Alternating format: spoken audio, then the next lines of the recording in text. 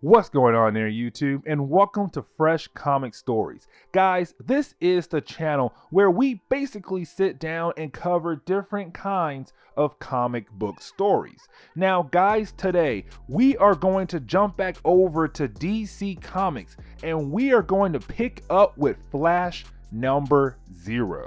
Now, this is the first Flash number 0, not the new 52 Flash number 0. I'm talking about 1994 Flash number 0, written by Mark Waid. Now, the reason why we're covering this book is because basically one of my subscribers asked me to sit down and read this book and do a video over it because apparently he likes this book. And guys, let me tell you, this book is not bad. I like this book as well. And so today we're going to cover Flash number 0 from 1994, written by Mark Waid. Guys, I do hope you enjoy this video. And if you do, please hit that like button down below and also subscribe. But let's dive into Flash number 0. So when it comes to Flash number 0, this was actually a tie-in to an event that DC did called 0 Hour, which I would sit down and explain what that event is about, but since the love on that book is mixed with some hate and some love, there is no point to cover it. But also because, well, this story barely mentions anything about 0 Hour. Literally, the only thing it does mention about 0 Hour is how Wally West, who is the Flash at this time, was hanging around a character named Wave Rider. While hanging around Wave Rider, Wally West gets thrown into the time stream, and he's just running around the time stream. But instead of going like to the future, he goes back in time to a few key moments in his life, which some of these key moments are really important to this character himself. And so honestly, it's Wally West just going back and reliving past memories of his life. But when he gets out of the timeline for his first stop, he lands 1 week before he left to help Wave Rider. But we pick up with him watching himself fight against Team Turmoil. Now, these group of characters are a bunch of people that you should not even worry about. But Wally West is watching himself fight these guys. But here is the key thing to point out. No one can see our time traveling Wally West. Like right now, he looks like he is a ghost who's stuck in the past watching past events that he already lived through, meaning that no one can see him and no one can touch him. But you have the writer of the book, which is Mark Waid, kind of give us this to show us how much Wally West loves being the Flash, but also show us who's Wally West's love interest is, which is Linda Park. It's kind of like a quick crash course on who is Wally West. But then he quickly remembers about someone who gave him some life advice, but he does not remember who that person was. Now, after watching himself fight against Team Turmoil, he does see that apparently Max Mercury is there as well, or he was there at that moment. But he did not help the Flash out at that time. He just watched the Flash fight against those guys. And for you guys who don't know who Max Mercury is, apparently he was the first Flash who came before Jay Garrick. That's what DC told us down the road. And so instead of being Jay Garrick as the first Flash, it was actually Max Mercury who was the first Flash. But with Max being there, it's kind of like, this must be something important. The problem is though, out of nowhere, Wally West gets pulled right back into the time stream and going to his next stop. Now, after Wally West gets pulled into the time stream, he does go back even farther than he did before. And this time, he goes to the point where he got his powers. And this is Mark Waid kind of giving us the origin of Wally West once again, the classic origin. Now guys, remember, we covered the classic origin a while back. Matter of fact, I will put that link to that video down below.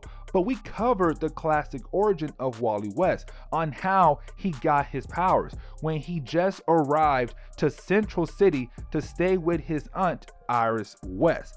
But then she introduces him to Barry Allen, and at the time, Barry Allen was the Flash, but also Wally West's role model was the Flash. And so it was kind of cool for him to see the Flash in person. But then Wally West asked the Flash, how did you get your powers? And you have Barry Allen say, hey, lightning bolt and a bunch of chemicals hit me at once, and that is how I got my powers. And then the next page, bam, it happened to Wally West as well, and that's how he got his powers. But it's Mark Waid just going over real quickly on the origin of Wally West, but also saying, hey, remember, Wally West looked up to Barry Allen. That was his role model. He loved Barry Allen. He loved the Flash. He loved being a superhero. It's basically Mark Waid saying Wally West's best moment was right here when he met his role model, when he got his powers, and he was able to fight alongside with his role model as Kid Flash. That was a very important moment for him. Now, for Wally West's last stop traveling through time, he does land 1 year before he left for Central City. And so at this point right here, Wally West lives with his parents. Now, one thing Mark Waid kind of told us back in the origin of Wally West is that his parents were always fighting one another. They were always fighting against each other. But also Mark Waid said, hey, listen, they were also hard on Wally West as well. And so when he left to go to Central City to live with his aunt Iris West, but also Barry Allen, it was the best thing for him.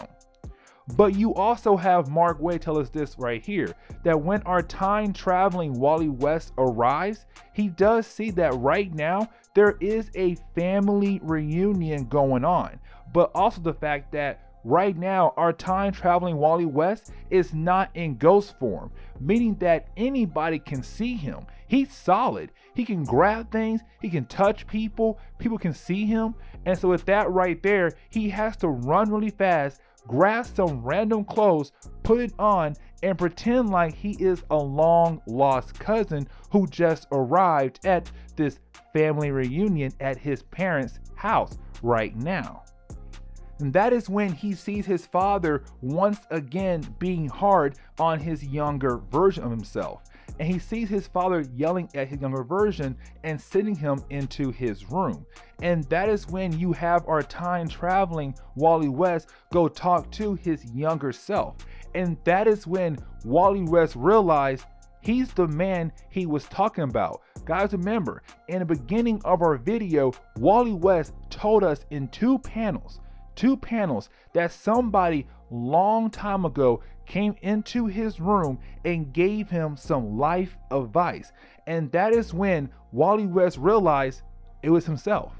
That basically when he was a kid, a future version of himself came to him and talked to him and gave him life advice. And he's doing that moment right now with his past self, just telling him, listen, you just have to keep pushing forward in life. You just have to keep pushing forward. Your parents are hard on you, but they love you. They care for you because they want you to have the best life. They want you to be ready for this cruel world. The problem is though, they're not letting you live as a kid like they should. But the thing is, you have to understand what they went through. And so it's him just giving his past self some quick life advice and he walks away. That's it. He walks away, and that is literally the end of the story because Wally West goes back to his current time.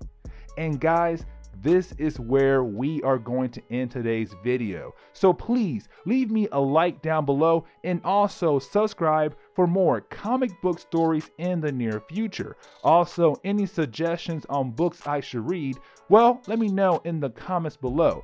because you never know, your suggestion could be a future video down the road. But guys, I will see you on the next comic book video. Later, guys.